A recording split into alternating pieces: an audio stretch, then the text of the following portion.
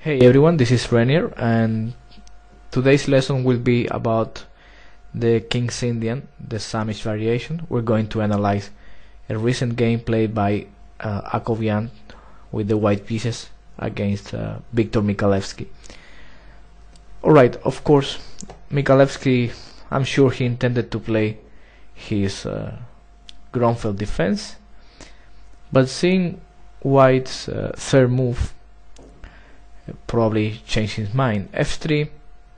Now Michalewski played C5, which will immediately transpose to the Samisch variation of the King's Indian. After D5, Bishop G7, E4, D6.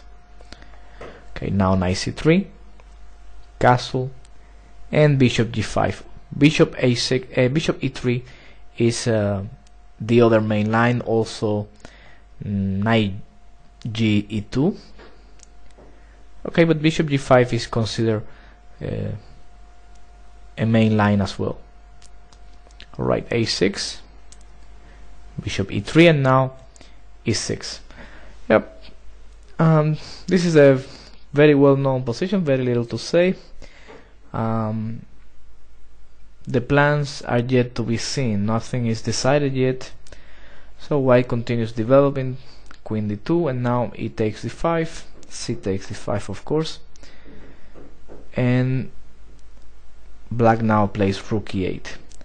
Alright, rook e8 is not the only move in the position, but this certainly, I think, the most precise move. For black, it's very useful to delay the development of the knight on b8. Why? Because if, for example, a move like knight bd7 early allows white to play knight h3 and knight f2 followed by bishop e2, this arrangement is very comfortable for white. By delaying this move with rook e8, white has to do something, and the most logical move is knight e2, so there is no more knight h3. Another move here is a6, and then after a4, rook e8. It would be basically the same thing. After knight e2, then knight d7. Right, then white has to think how will he arrange the knights. That's the main question here. One arrangement could be knight g3, bishop e2 and castle. Another arrangement could be knight c1, bishop e2 and castle. Then the knight from c1 could go to d3, but also to a2 and support the rupture b4. So that's one plan to consider. And finally, it's also possible to play knight d1 with the idea of knight ec3 and then knight f2. That's how Lothier played against Kasparov in 1995. The game continued with knight e5, threatening knight c4, knight ec3, bishop d7, bishop e2, and then king h7, defending h6. Now that white is ready to castle, and then rook b8. Okay, the threat is b5, taking control over the queen side. Then after a5, b5, the position is dynamic, and I think I'd rather be black, but okay, that's this is a normal position. Knight f2, a5, and still f4 not possible because of the g4 square. So after rook a2, rook b4, some pressure on e4, and also freeing the b6 square for the queen, putting pressure on b2. The position is very dynamic for black. The game ended in a draw in 27 moves, just 27 moves. I think this is what I wrote here. I'm not sure. Yeah, nothing really special. I think black is doing alright in this position. Rook b8. Yeah. Okay, so one last thing. Well, in this position white can never take on a6, because after knight takes on e4, knight takes, queen h4 check. Black will regain the piece with the advantage of the not just the two bishops, but just the dark square bishop is good compensation for the pawn. Note that white will capture on d6 after the trade of queens, but many games have been played with this variation and results are very good for black. Okay, but rook e8, this is what Michalewski played. You have to trust in this grandmaster. He's very well known for being aware of the theory. He does not improvise. Okay, so now knight e2. Yeah, knight g2. Of course, again, bishop h6 I have to explain. Knight takes, queen h4, d3, queen takes, and white cannot even take on d6 anymore, so it's even worse. Another waiting move for white could be a4. Black is not threatening b5, but if he wants to wait, a4. Then black can think about a6, but also I would suggest knight a6 and knight b4. Looks interesting, at least. But of course the knight on b4 is pretty, but it's not doing anything. I mean, not disturbing any white piece or anything. So a6 I guess is the most standard move, and in the future think about b5 like we saw in the Lothier Kasparov game. Okay, so knight g2, back to the main game. Knight bd7, and now knight g3. Okay, this is the game. Before we move on any further, I'd like to show you a game by Andrei Volokhidin with the black pieces. His opponent played knight c1, and then after a6, a4. Black has many plans. The usual plan is to prepare either b5 or f5. For example, one plan could be knight a7 with the idea of f5.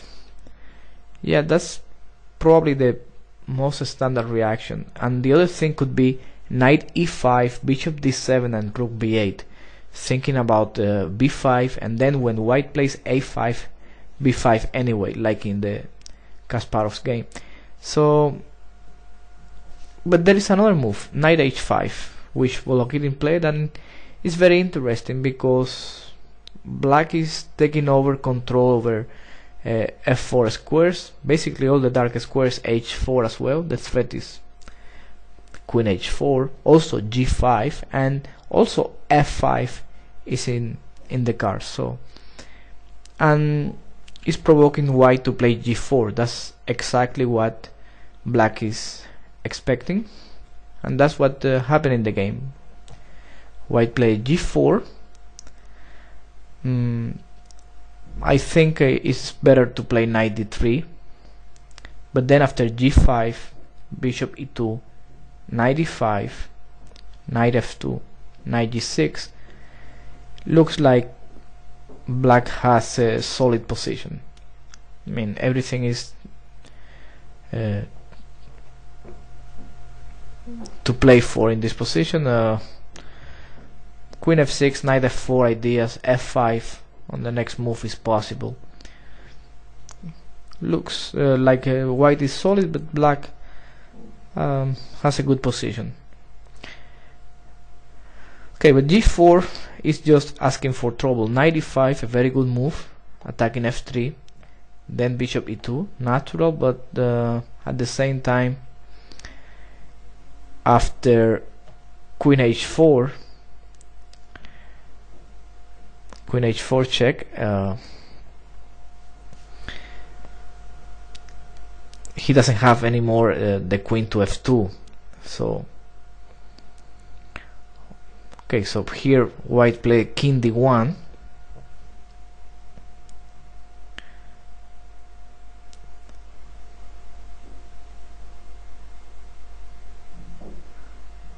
I think if bishop f2 in this position, that's why I was quiet. I was thinking if bishop f2, I didn't analyze this, but I guess black will play queen f6, and after g takes on h5, knight takes on f3.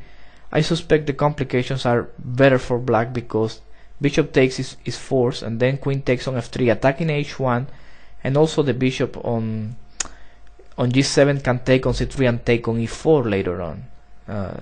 I guess I can move the pieces here. I think if bishop f2, queen f6, and if he takes, knight takes on f3, bishop takes, and queen takes, and I think this position is better for black. This is okay, from top of my head, threats like I don't know, queen takes h1, also if he castles maybe bishop h3, threatening mate, but not just mate, the rook on f1 as well, so the bishop on f2 cannot move, and also bishop takes c3 and rook takes on e4 on any minute. Yeah, I think I'm right about that. That's why white play king d1, and now there is a beautiful sacrifice. Knight takes on f3. He's attacking the queen, so white has no choice, just take on f3, and now bishop takes c3, weakening the e4 pawn. B takes c3, and bishop takes g4, and white seems to be lost in this position. His king is in the center, e4 very weak, perhaps force queen e2, rook takes on e4, bishop takes g4, and rook takes g4.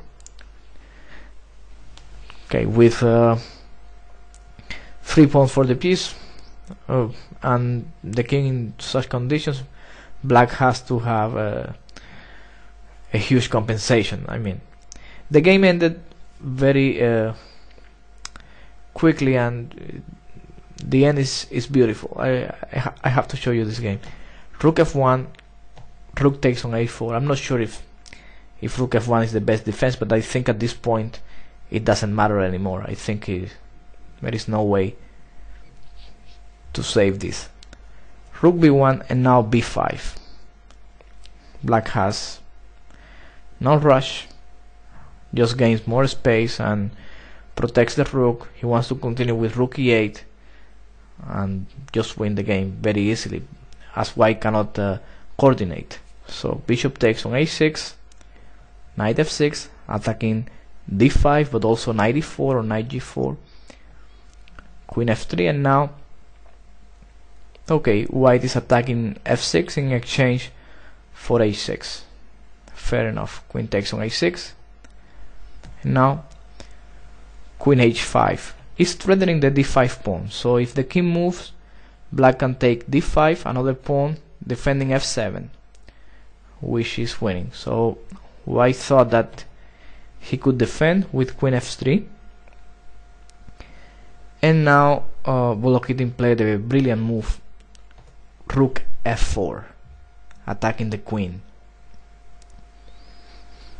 Queen h5 is forced, rook f1, the king has to move to e2, so keeps attacking the rook. But the point of the combination is that now black plays rook takes c1, and both the queen and the white rook remain under attack, and the queen cannot move to any square defending the rook, so he has to move to g4, and then rook e8 check, activating, and rook take b1, queen d7, rook e1, queen takes e6, c4, and black wins. Okay, the d5 pawn is not really dangerous, and it would be lost. Well, yeah, just rook e2 is mate, so it doesn't even matter. Alright, this is a very nice game on this variation. I thought that it was worth seeing it. Okay, so Akovian played knight g3, and of course now it makes sense to start harassing the knight with h5. White played now bishop d3. I know, bishop e2. And let's see other moves, of course. Other games, bishop d3 for example. I guess it doesn't make much difference, but the bishop on d3 in general is not well placed, because when black plays knight e5, black is attacking the d3 bishop, so he will have to move again back to e2. For example, a6, castle, and now b5, rook b1, b4, knight e5, and black is already better, I think. Just have to see his activity on the queen side. b3, a4, opening the a file, h3. That move is threatening f4, but white is undeveloped and simply his attack is not impressive. Takes on b3, and now bishop a6.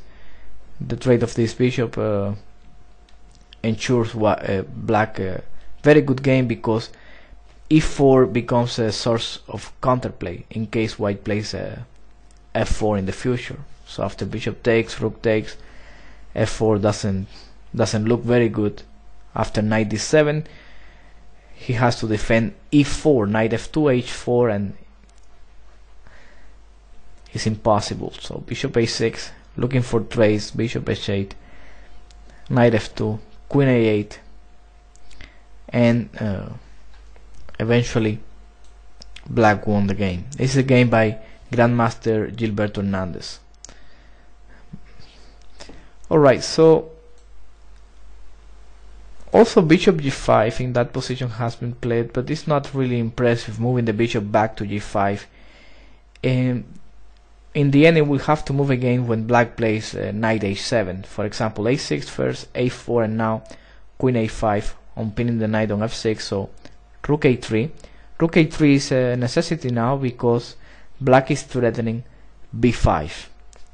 So rook a3, and now knight h7, bishop a6, h4, move the knight again, bishop takes, knight e5, threatening knight c4, knight c1, and h3, and black has the initiative already.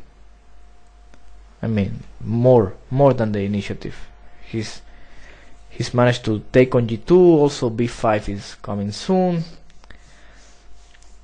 Yeah, this is no way to play for white. Yeah, I think bishop e2 is the best move what Jacobian played in the game, and still we are not in the critical position. Now black played a6, which looks okay. Also, now that white is threatening to castle, I think it's interesting to play h4. Then after knight f1, black can continue with knight h7, thinking about f5 on the next move, queen c1, freeing the d2 square, a6, a4, and now knight e5. This is so black can capture on f5 with the bishop, knight d2, and then f5. Looks like black has a good game. I mean, this is normal, I guess. Not really special. Nothing is decided. e4. The problem is that black would like to take on e4, but as long as white has two knights, he's going to capture with the piece all the time. So the tension will remain, and white can improve his pieces. Queen c2, a5. This is a standard position of the variation. Also possible after knight f1, instead of knight h7, is to play a6, then after queen c2, b5. Well, on a6, a4 is possible as well. After a4, probably black has nothing better to do than knight h7. Yeah, allowing black to play b5 is always risky. Now black can think about knight h5, knight d2, and then the usual f5.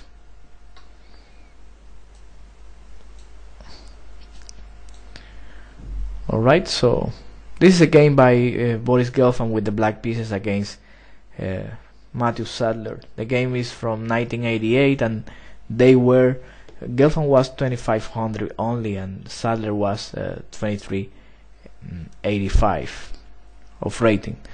Yeah, okay, you know the story. Later they became top players. Okay, after f5, white went knight c4, and Gelfand played a typical move here, b3, a sacrifice in order to open the b file. Rook b8, queen c2, and knight e5. Knight d2, f4. Just look at the knight on e5. Black is better. Then queen g5 with a very strong attack. So, alright, so you can see that there isn't much differences between the move in the game and the move h4.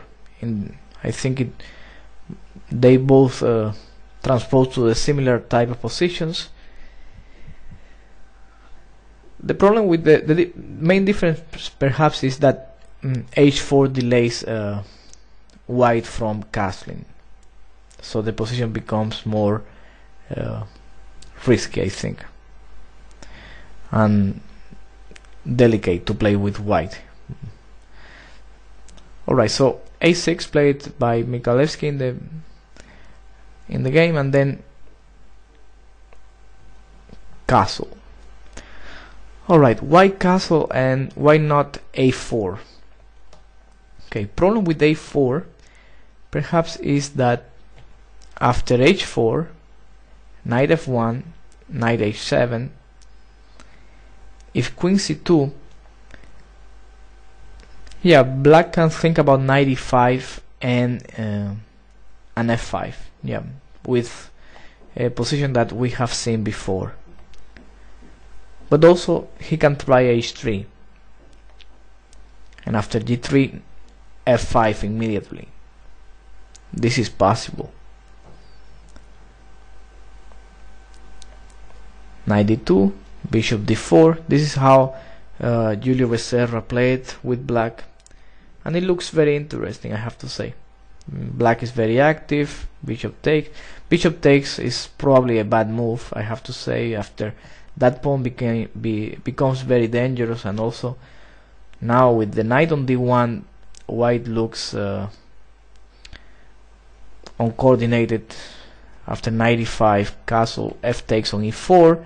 If he takes with the pawn, the knight on e5 stays on e5 forever, and then if knight takes, bishop f5 with a very, very good game for black. Rook c8, queen b6, or knight f6 on the next move, even knight g5. I would say that the position is clearly better for black.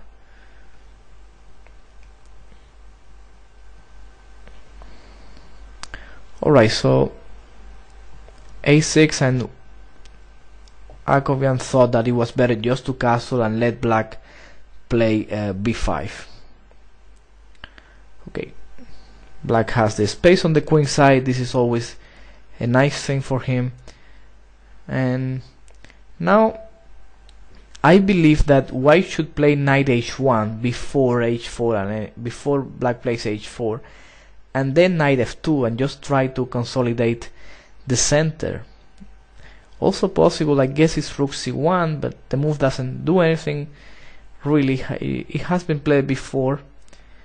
I guess the idea is to play b4 and make black lose the d4 square. This also makes sense. Then after h4, knight h1, f5, knight f2. This is the position that white should aim for. the type of position at least. One plan could be to take on f5. If black captures with the pawn, knight h3. Basically, white will take on f5 only when black is capturing with the pawn. Then knight h3 with the idea of knight f4. That's the plan in this position. Of course, black has no real problems. The position remains complicated and the chances are about equal, I guess. Tough positions. Rook e1, maybe knight h3, I'm not sure, but maybe knight h3 here, for example. This was played by Gallagher with the black pieces. Alright, but also knight h1, like I mentioned before. Then Akovian played bishop h6, which is a move that is clearly looking for I guess it's drawish, what white has in mind, because this desire for trading the bishops, especially the g7 bishop, is the desire to take to calm the waters, I would say. Without the bishop, black cannot do much, at least that's the common thought. And then he would just play rook e1, bishop d1, bishop c2, and try to support his center with a solid position. I guess it's alright. It also weakens a little bit the black king. Not much to say, really.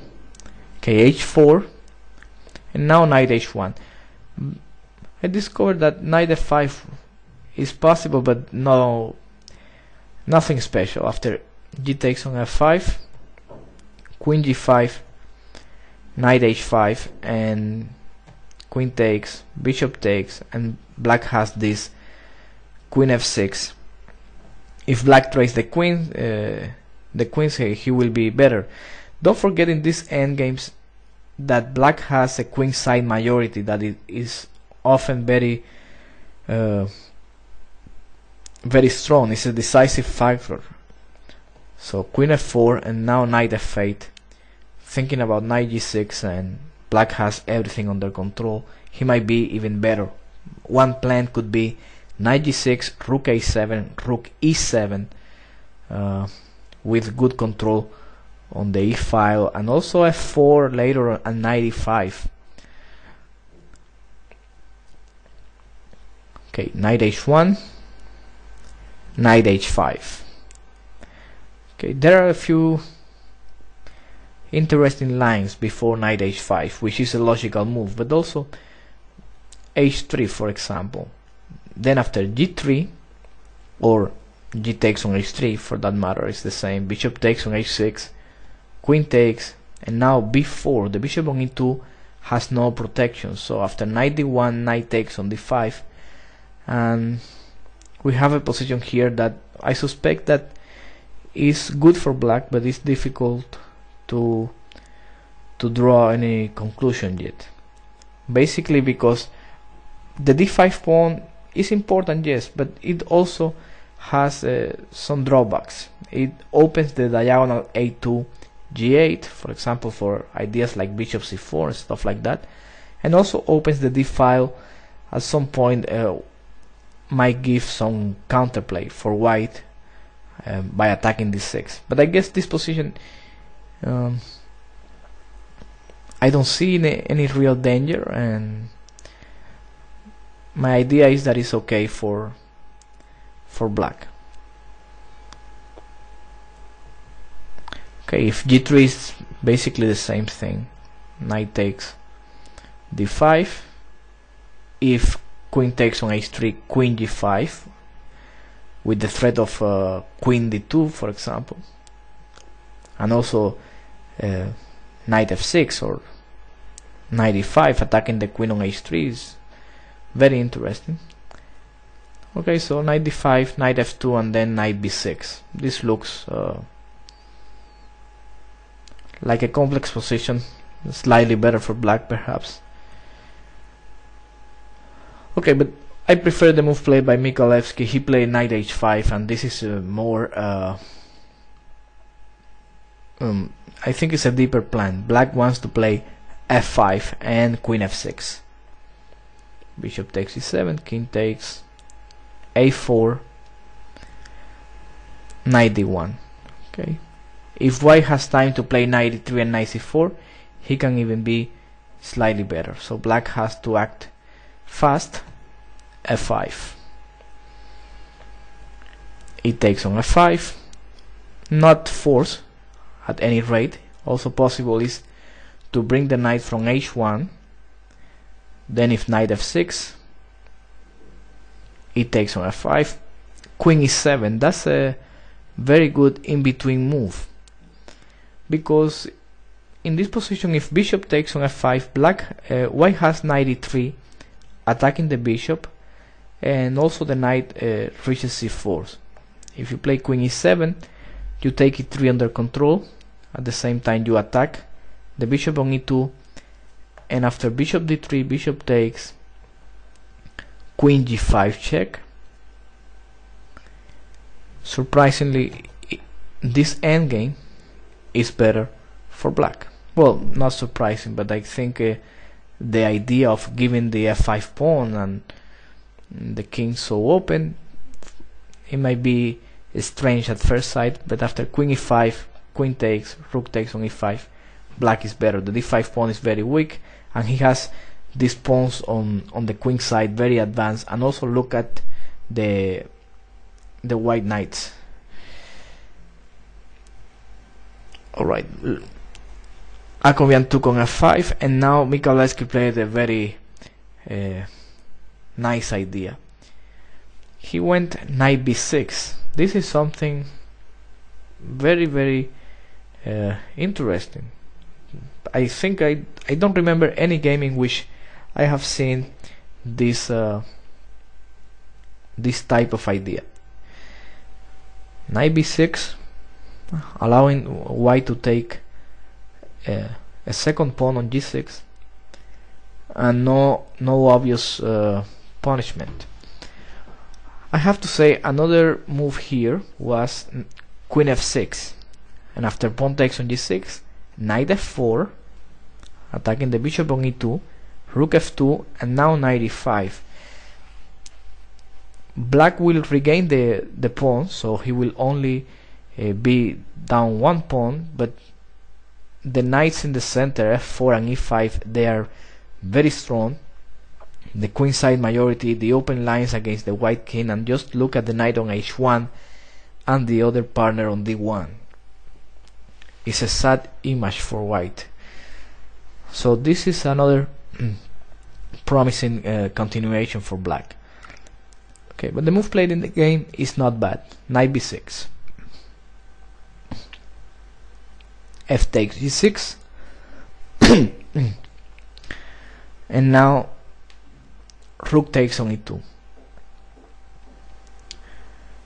Black sacrifices two pawns, and now he sacrifices the exchange. This is a move that I like the most. I didn't see it during the game. I was watching the game online, and I didn't see the idea completely. It's interesting. It's a move that you can consider, but you don't see the full line. And I guess in the game neither of the players saw it completely. Just felt right, and black went for it. Alright, another idea here, instead of taking the pawn, perhaps a5. But then again, rook takes on e2 is very strong.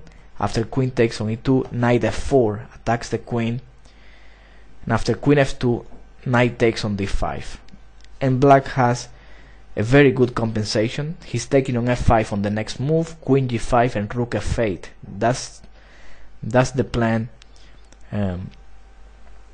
Yeah, that's the plan for black here.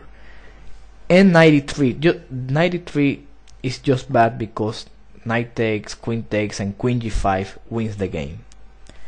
The queen on e3 is unprotected. The threat is queen g2 mate or knight h3 winning the queen. In case of queen f2, knight h3 is mate. If queen d2, knight h3 is also made. So, and then if white cannot play knight e3, then he's just in trouble with these knights. Okay, so f takes on g6, rook takes on e2, queen takes on e2, and now knight f4. With the knight and the queen, black will create some threats against the white king.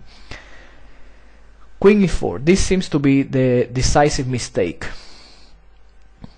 I think after queen c2, black has nothing better than a draw.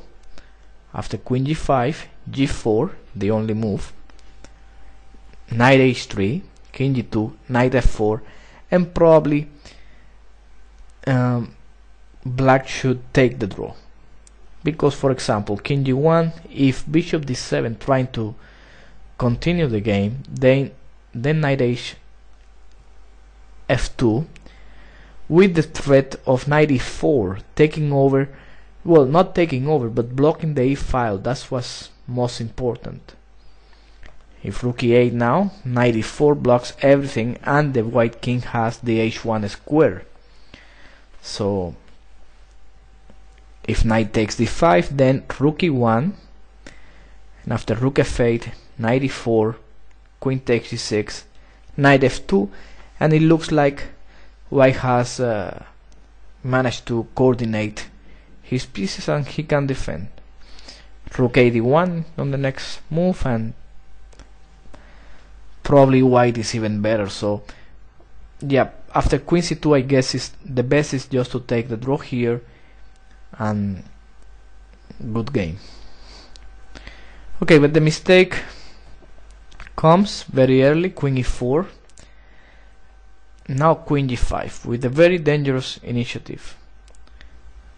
Alright, the only move, g4, knight h3 check, king g2, knight f4, king g1, making a silent draw offer, and now bishop d7. Black is not interested in draw.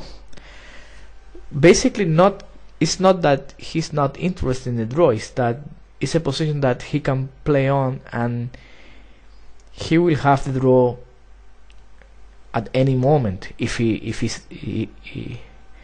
sees that there is nothing else. So he will try for a win now. Okay, bishop d7, knight e3.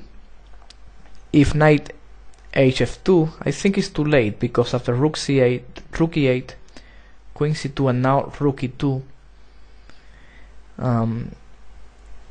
black's initiative is just too strong and probably winning. Queen c1, queen e5, and I don't see moves for white. The knight from f2 cannot move, the knight from d1 cannot move, the queen has no moves, and the threat is knight takes on the threat is rook takes on f2, for example. If this position is black's turn, then rook takes on f2. If knight takes, then knight e2 check, of course. If rook takes, queen e1 leads to mate. So yeah, so this is not good for white. So in the game, Hagovian played knight e3, knight h3 again, knight f4, and now king g1. Alright, rook e8. Okay, the only move is knight f5.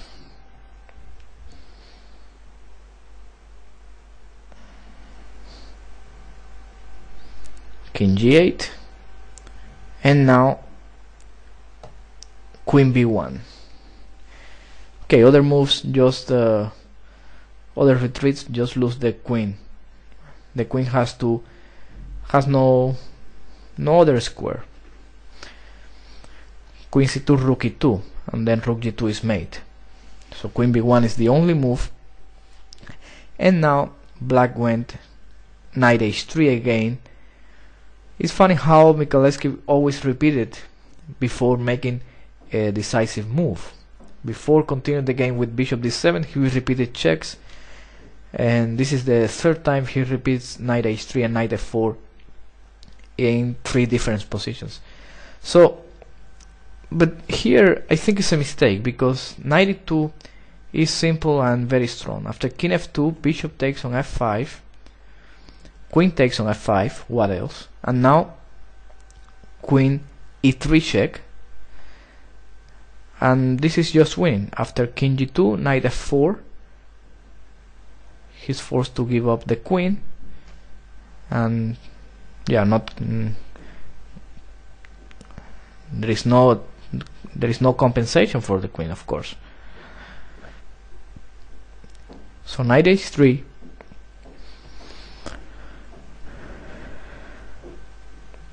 and now knight takes d5. Also winning, but compared to the other move, knight e2, this is a more complex way to win the game. Okay, knight takes d5. All the black pieces are attacking the white king. If he takes on h3, knight f4 is made, so he cannot take. And just look at the knight on h1. This is I think is the source of all of white's problems. The knight on h1 not only didn't participate of the game, but also took away the square h1 from the king that allowed black to create these attacks on the g file, especially on g2. This is how everything started. Okay, now after knight takes on d5, white plays knight f2, but it's just too late. Rook e2, pinning the knight, but also I think it's simple to say that bishop takes on f5. If queen takes on f5, knight e3 wins the queen. If knight takes on h3, well, knight f4 check, and knight takes, bishop takes b1 wins the queen as well. Queen a2 is the only move, and now knight f4, king h1, and bishop g6. Black has a decisive advantage. It's simple, I think. Rook e2 is the move played in the game. Then after knight d6, black took on g4. Well, knight d6, there isn't really anything that white can do. I mean, he cannot move the rook from f1. What to do in these positions? There isn't much to do. So he went knight d6, and now this allows black to finish the game with bishop g4, and it's mate. No matter what, black will win by mate. If pawn takes, queen takes g4, king h1, and queen f3, checkmate. Okay, this was probably the most interesting game from the 6th round of the Gibraltar tournament, and I really like the game, and I guess you will like it too. Okay, everybody, this is it for today, and don't forget to leave the comments. I will be happy to discuss the game with you. Thanks for watching. This is Renier. Bye bye.